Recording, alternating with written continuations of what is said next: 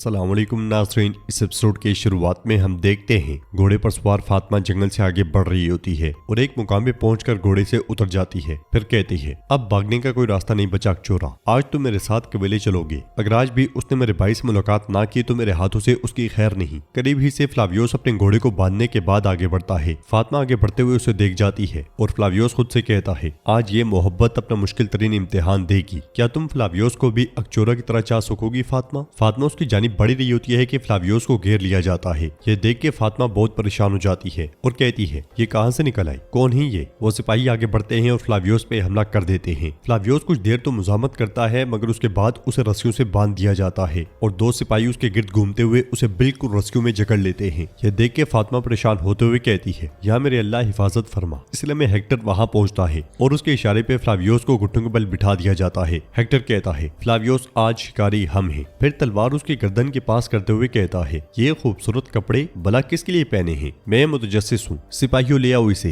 ये कहते साथ ही हेक्टर फ्लावियोस को ले जाता है। फातिमा तेजी से घोड़े से तीर कमान निकालती है और उनके पीछे निकल पड़ती है। बुरसा में दीदार लोगों को देखते हुए मनून खातून से कहती है, बहुत से लावारिस बुजुर्ग हैं, उन्हें एक प्याला शोरबा देने वाला भी कोई नहीं है। मनून खातून कहती है, ये दारुल शिफा उन सब के लिए दरमान बनेगा। इसलिए में हलीमा राहिबाओं के साथ वहां आती है और मनून खातून से कहती है, राहिबाएं भी अपने अतराफ के जरूरतमंदों की इतला हमें देंगी। एक राहिबा मनून खातून से कहती है, खुदा आपके रिस्क में बरकत डाली, हमने अपने हम मजबूत से भी ऐसी रहमदिली नहीं देखी। मनून खातून उससे कहती है, अब तुम और हम अलग नहीं, इस परचम तले जबान नस्ल मजहब जो भी हो कोई भी मुश्किल में नहीं होगा। अगर कपड़ों की कमी बेशी हो तो दीदार खातून आपकी मदद करेंगी। ये सुनते साथ ही दीदार उन्हें लेके आगे बढ़ जाती है। उनके जाते साथ ही दरसुन मनून खातून के पास आता है और उनसे कहता है, मैं चाहता हूँ कि आप जान लें कि मैंने आपकी बात मानी है, लेकिन उरहान साहब चूंकि उन्होंने हुक्म दिया इसलिए मैं यहाँ हूँ। मनून खातून कहती है, मैंने सुना है तुमने अपनी बहादुरी दिखा दी है, मेरे बेटे ने भी अपना हक अदा किया है। अहम यह है कि इसके बाद क्या होगा, तुम हमारे साथ रहकर क्या करोगी? दरसुन कहता है, जो भी उरहान साहब हुक्म देंगे, और अगर अल्लाह ने नसीब किया तो कोई अच्छा रिश्ता ढूंढकर यहाँ अपना घर बसाना चाहूंगा। ये सुन के मनून खातून हलीमा से कहती है, हलीमा चलो अपने काम पे जाओ बेटी। हलीमा चली जाती है। मनून खातून दरसुन से कहती है, बस तुम अपनी हद जानो और जो कुछ हुआ उससे सबक सीखो। हम यकीनन किसी मुनासिब खातून के साथ तुम्हारा घर बसा देंगे, चलो अब काम पे जाओ। ये सुनते साथ ही दरसुन आगे बढ़ जाता है। जंगल में स्पोर्चा सिपाहियों के साथ मुलाकात के मुकाम पे जा पहुंचती है और घोड़े से उतरने के बाद आगे बढ़ते हुए कहती है, सब अपनी आंखें खुली रखें, कार्रवाई के लिए मेरे हुक्म का इंतजार करना। मगर एक इशारे पे स्पोर्चा को ही घेर लिया जाता है। वो हैरानो परेशान होते हुए पूछती है, तुम लोग क्या कर रही हो? मैं तुम्हारी तकफोर होने के नाते हुक्म दे रही हूँ, फौरन अपनी तलवारें फेंक दो। मगर सिपाही उस पे हमला कर देते हैं। पीछे से एक सिपाही उसे मारने ही लगता है कि उरहान का छोड़ा हुआ तीर उस सिपाही को जहन्नुम वासिल कर देता है। ये देख के स्पोर्चा हैरान रह जाती है। उरहान सिपाहियों से कहता है, मार डालो इन सबको। आगे बढ़ते हुए उरहान खुद भी काफरों का सफाया शुरू कर देता है। वो बड़ी फुर्ती से हर तरफ तीर चलाता है। उरहान के साथी भी काफरों पे टूट पड़ते हैं और आनन फानन उन्हें काटते ही चले जाते हैं। कुछ देर की लड़ाई के बाद ही स्पोर्चा के साथ आने वाले काफिर मारे जाते हैं। उरहान स्पोर्चा के पास आते हुए कहता है, ये तीसरी बार हो गया, ठीक हो ना शहजादी? तो शहजादी कहती है, इन्होंने मुझसे गद्दारी की, तुम हक बिजानिब थे। साथ ही हमें वो मंजर दिखाया जाता है जब शहजादी शहंशाह की जानिब से भेजा हुआ सोना उरहान को पेश कर रही थी और उसने कहा था, शहंशाह का वादा किया हुआ सोना। तो उरहान ने कहा था, फिक्र ना करो, मैं ये सब बुरसा के लोगों के लिए इस्तेमाल करूंगा। फिर शहजादी को परेशान देके कहा था, परेशान ना हो, बुरसा भलाई के लिए अहल हाथों में है, किसी दिन आओ, दोस्त के तौर पे मेरी मेहमान बनो। तो शहजादी ने गुस्से से कहा था, अब दोस्ती नहीं रही उरहान साहब, सिर्फ दुश्मनी है। इस दिन अमन की पेशकश कबूल ना करने पे तुम बहुत पछताओगी। उरहान ने कहा था, मेरी भी तुम्हारे लिए एक पेशकश है। शहजादी ने कहा था, तुमने बुरसा ले लिया, क्या ये काफी नहीं था? तुम और क्या चाहते हो? तो उरहान ने कहा था, तुम्हारे सबसे करीबी लोगों में से एक मोहब्बतों का आदमी है, सारोस। तुम्हारे बाप का गार से अगवा होना, काफिले पे होने वाला हमला, इन सब में सारोस का हाथ है। शहजादी ने कहा था, तो मैं तुम्हारा यकीन क्यों करूं?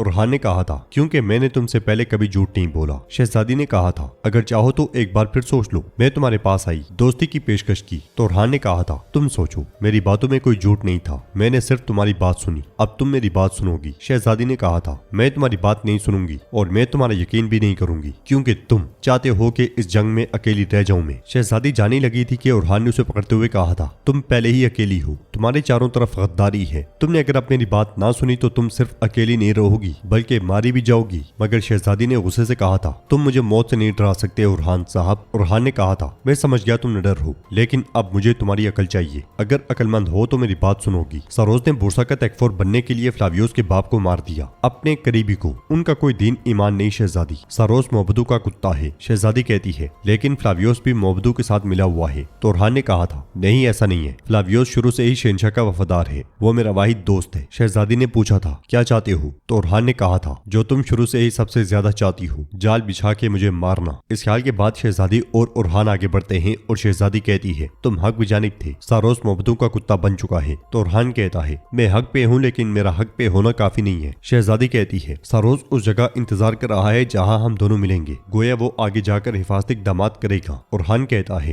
हेक्टर भी उस वक्त वहीं है, तो फिर चलो जाकर गद्दारी का सिला देते हैं। शहजादी ठिकाने में हेक्टर फ्लावियोस पे टूट पड़ता है। फ्लावियोस मुसलसल गुस्से में सारोस को देख रहा होता है। हेक्टर उससे कहता है, क्या तुमने ये सोचा था कि मुझे ये एहसास नहीं हुआ कि तुम गद्दार हो फ्लावियोस? एक तुर्क से मुआहदा करने वाले तुम एक घटिया इंसान हो। फातिमा छुप के उन्हें देख रही होती है, तीर खींच लेती है, मगर मौका न मिलने पे वो तेजी से एक तरफ हो जाती है। फ्लावियोस सारोस से कहता है, तुम एक गंदे कुत्ते हो, तुम मेरी बात सुन रहे हो? तो सारोस कहता है, तुम्हारी और तुम जैसे आहमुकों की वजह से हमने बोरसा खो दिया फ्लावियोस, तुमने हमसे गद्दारी की। ये कहते हुए सारोस फ्लावियोस के पास आता है। जगह बदलने के बाद फातिमा भी उनके पास छुपी होती है। सारोस मजीद कहता है, तुमने उस वहशी के साथ मिलकर साजिश की, तुम रोम के गद्दार सूरमा हो, शोवेरों के दरमियान एक स्याह दाग, तुम कमजोर और काबिल नफरत हो फ्लावियोस। ये सुन के फातिमा बहुत परेशान हो जाती है और कहती है, नहीं, हरगिज नहीं फ्लावियोस, नहीं। उसकी आंखों से आंसू बह पड़ते हैं। सारोस मजीद कहता है, तुम एक गद्दार हो फ्लावियोस। ये सुनते साथ ही फातिमा भी पलट जाती है। फ्लावियोस चिल्लाते हुए कहता है, मैंने इज्जत के साथ जिंदगी गुजारी है, मगर तुम बेनाम और निशान और बेइज्जत कुत्ते हो, तुम एक कातिल हो, तुमने मेरे बाप को मारा। सारोस कहता है, हाँ मैंने किया, मैंने ही किया, जिसे तुम अपना बाबा समझते थे, मैंने ही उसे कत्ल किया, और मैंने तुम्हारे उस बाबा को तुम्हारे असल बाप के खंजर से कत्ल किया। ये कहते साथ वो खंजर फ्लावियोस के गले पे तान लेता है और मजीद कहता है, ये तकदीर है, तकदीर, मैं तुम्हारे असल बाप के खंजर से ही तुम्हें भी कत्ल करूंगा। फ्लावियोस हैरानगी में मुसलसल उसे देख रहा होता है और बोलते हुए कहता है, मुझे भी मार दो सारोस, क्योंकि मैं दूसरी दुनिया में तुम्हारा इंतजार करूंगा, मैं वहां तुम्हें मौत से भी बदतर चीज दूंगा, मार दो मुझे। सारोस कहता है, तुम सच जान चुके हो, अब मरने का वक्त आ गया है फ्लावियोस। मगर इस में बाज़ंतीनी सिपाहियों के लिबास में मलबूस एक दस्ता शहजादी एस्पोर्चा को लेके वहां आता है। शहजादी एस्पोर्चा के हाथ बंधे होते हैं। ये देख के सारोस कहता है, आओ एस्पोर्चा आओ, फ्लावियोस के बाद तुम्हारा और ओरहान का ही नंबर है। शहजादी एस्पोर्चा कहती है, तुम इसकी कीमत अपनी जान से अदा करोगे सारोस। सारोस फ्लावियोस से कहता है, अब जाके अपने बाप से मिलो। मगर अगले ही पल ओरहान का छोड़ा हुआ तीर उसके सीने में आ लगता है। शहजादी एस्पोर्चा भी रस्सियां फेंक के तलवार थाम लेती है। बाज़ंतीनी लिबास पहने हुए ओरहान के सिपाही भी तलवारें बेनियाम कर लेते हैं। हेक्टर गुस्से में सारोस से कहता है, सारोस बेवकूफ कुत्ते, तुम जब ओरहान को अपने जाल में फंसाना चाहते थे, तुम खुद एस्पोर्चा के जाल में फंस गए। शहजादी एस्पोर्चा कहती है, तुम दोनों आज यहीं पे मरोगे। आगे बढ़ते हुए ओरहान कहता है, ये मैदान हकीकत का मैदान है, आज वही मरेगा जिसे मैं चुनूंगा। हेक्टर भागने की जगह नहीं बची। तो नाज़रीन, इसके साथ ही एपिसोड भी इख्तिताम पजीर होती है। वीडियो पसंद आए तो लाइक, शेयर एंड सब्सक्राइब करना मत भूलें। मिलते हैं नेक्स्ट वीडियो में, तब तक के लिए अल्लाह हाफिज।